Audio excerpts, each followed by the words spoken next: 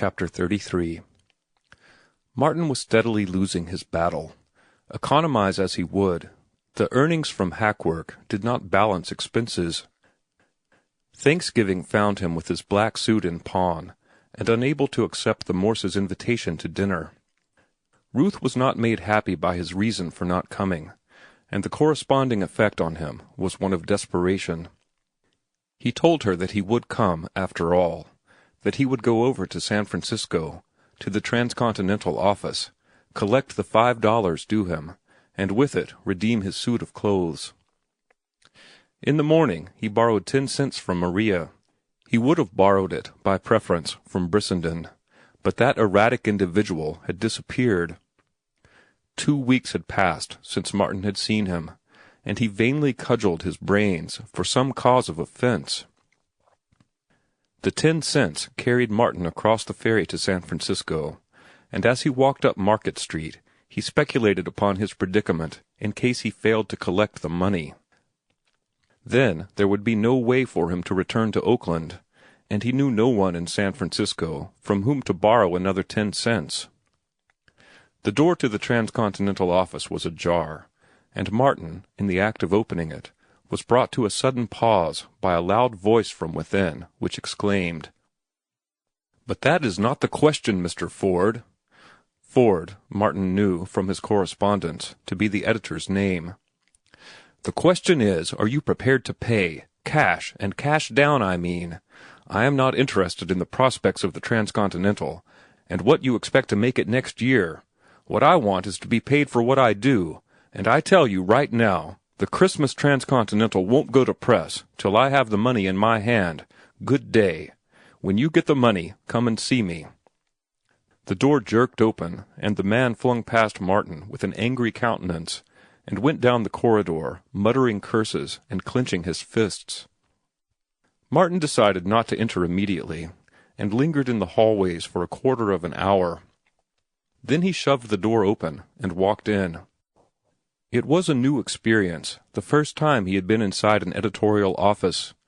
Cards evidently were not necessary in that office, for the boy carried word to an inner room that there was a man who wanted to see Mr. Ford.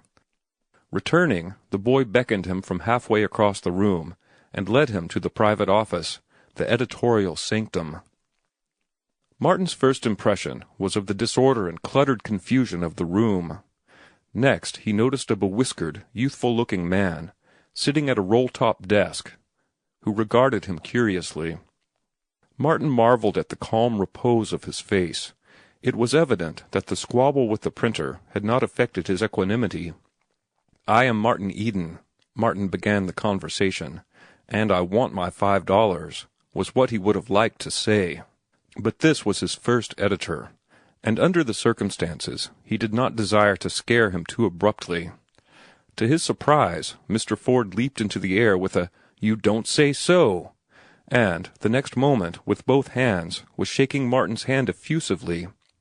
"Can't say how glad I am to meet you, Mr. Eden. Often wondered what you were like." Here he held Martin off at arm's length and ran his beaming eyes over Martin's second-best suit, which was also his worst suit, and which was ragged and past repair, though the trousers showed the careful crease he had put in with Maria's flat irons. "I confess, though, I conceived you to be a much older man than you are. Your story, you know, showed such breadth and vigor, such maturity and depth of thought. A masterpiece, that story. I knew it when I had read the first dozen lines. Let me tell you how I first read it, but no. First let me introduce you to the staff." Still talking, Mr. Ford led him into the general office, where he introduced him to the associate editor, Mr. White, a slender, frail little man whose hand seemed strangely cold, as if he were suffering from a chill, and whose whiskers were sparse and silky. "And Mr. Innes, Mr. Eden. Mr. Innes is our business manager, you know." Martin found himself shaking hands with a cranky-eyed, bald-headed man, whose face looked youthful enough from what little could be seen of it, for most of it was covered by a snow-white beard, carefully trimmed, by his wife, who did it on Sundays, at which times she also shaved the back of his neck. The 3 men surrounded Martin, all talking admiringly and at once, until it seemed to him that they were talking against time for a wager. "We often wondered why you didn't call," Mr. White was saying. "I didn't have the car fare, and I live across the bay," Martin answered bluntly, with the idea of showing them his imperative need for the money. Surely, he thought to himself, my glad rags in themselves are eloquent advertisement of my need. Time and again, whenever opportunity offered, he hinted about the purpose of his business. But his admirers' ears were deaf. They sang his praises, told him what they had thought of his story at first sight, what they subsequently thought, and what their wives and families thought, but not one hint did they breathe of intention to pay him for it. "Did I tell you how I first read your story?" Mr. Ford said. "Of course I didn't. I was coming west from New York, and when the train stopped at Ogden, the train boy on the new run brought aboard the current number of the Transcontinental. My God, Martin thought, you can travel in a Pullman while I starve for the paltry $5 you owe me." A wave of anger rushed over him. The wrong done him by the Transcontinental loomed colossal, for strong upon him were all the dreary months of vain yearning, of hunger and privation, and his present hunger awoke and gnawed at him, reminding him that he had eaten nothing since the day before, and little enough then. For the moment he saw red. These creatures were not even robbers.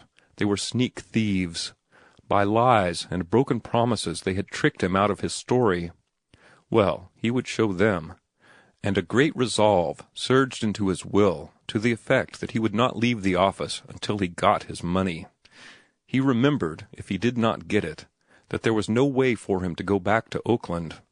He controlled himself with an effort, but not before the wolfish expression on his face had awed and perturbed them. They became more voluble than ever. Mr. Ford started anew to tell him how he had first read The Ring of Bells, and Mr. Innes at the same time was striving to repeat his niece's appreciation of The Ring of Bells, said niece being a schoolteacher in Alameda. "I'll tell you what I came for," Martin finally said. "To be paid for that story all of you like so well. $5, I believe, is what you promised me would be paid on publication." Mr. Ford, with an expression on his mobile features of immediate and happy acquiescence, started to reach for his pocket, then suddenly turned to Mr. Innes and said that he had left his money home. That Mr. Innes resented this was patent, and Martin saw the twitch of his arm as if to protect his trousers pocket. Martin knew that the money was there. "I am sorry," said Mr. Innes, "but I paid the printer not an hour ago, and he took my ready change. It was careless of me to be so short, but the bill was not yet due, and the printer's request, as a favor, to make an immediate advance was quite unexpected." Both men looked expectantly at Mr. White, but that gentleman laughed and shrugged his shoulders. His conscience was clean at any rate. He had come into the Transcontinental to learn magazine literature, instead of which he had principally learned finance. The Transcontinental owed him 4 months' salary, and he knew that the printer must be appeased before the associate editor. "It's rather absurd, Mr. Eden, to have caught us in this shape," Mr. Ford preambled airily. "All carelessness, I assure you, but I'll tell you what we'll do. We'll mail you a check the first thing in the morning. You have Mr. Eden's address, haven't you, Mr. Innes?" Yes, Mr. Innes had the address, and the check would be mailed the first thing in the morning. Martin's knowledge of banks and checks was hazy, but he could see no reason why they should not give him the check on this day just as well as on the next. "Then it is all understood, Mr. Eden, and we'll mail you the check tomorrow," Mr. Ford said. "I need the money today," Martin answered stolidly. "The unfortunate circumstances, if you had chanced here any other day," Mr. Ford began suavely, only to be interrupted by Mr. Innes, whose cranky eyes justified themselves in his shortness of temper. "Mr. Ford has already explained the situation," he said with asperity, "and so have I. The check will be mailed." "I also have explained," Martin broke in. "And I have explained that I want the money today." He had felt his pulse quicken a trifle at the business manager's brusqueness, and upon him he felt an alert eye, for it was in that gentleman's trousers pocket that he divined the Transcontinental's ready cash was reposing. "It is too bad," Mr. Ford began. But at that moment, with an impatient movement, Mr. Innes turned as if about to leave the room. At the same instant, Martin sprang for him, clutching him by the throat with one hand, in such fashion that Mr. Innes' snow-white beard, still maintaining its immaculate trimness, pointed ceilingward at an angle of 45 degrees. To the horror of Mr. White and Mr. Ford, they saw their business manager shaken like an astrakhan rug. "Dig up, you venerable discourager of rising young talent," Martin exhorted. "Dig up, or I'll shake it out of you, even if it's all in nickels." Then, to the two affrighted onlookers, "Keep away. If you interfere, somebody's liable to get hurt." Mr. Innes was choking, and it was not until the grip on his throat was eased that he was able to signify his acquiescence in the digging-up program. Altogether, after repeated digs, his trouser pockets yielded $4.15. "Inside out with it," Martin commanded. An additional 10 cents fell out. Martin counted the result of his raid a second time to make sure. "You next," he shouted at Mr. Ford. "I want 75 cents more." Mr. Ford did not wait, but ransacked his pockets, with the result of 60 cents. "Sure that is all?" Martin demanded menacingly, possessing himself of it. "What have you got in your vest pockets?" In token of his good faith, Mr. Ford turned two of his pockets inside out. A strip of cardboard fell to the floor from one of them. He recovered it and was in the act of returning it when Martin cried, "What's that, a ferry ticket? Here, give it to me. It's worth 10 cents. I'll credit you with it. I've now got $4.95, including the ticket. 5 cents is still due me." He looked fiercely at Mr. White and found that fragile creature in the act of handing him a nickel. "Thank you," Martin said, addressing them collectively. "I wish you a good day." "Robber!" Mr. Innes snarled after him. "Sneak thief!" Martin retorted, slamming the door as he passed out.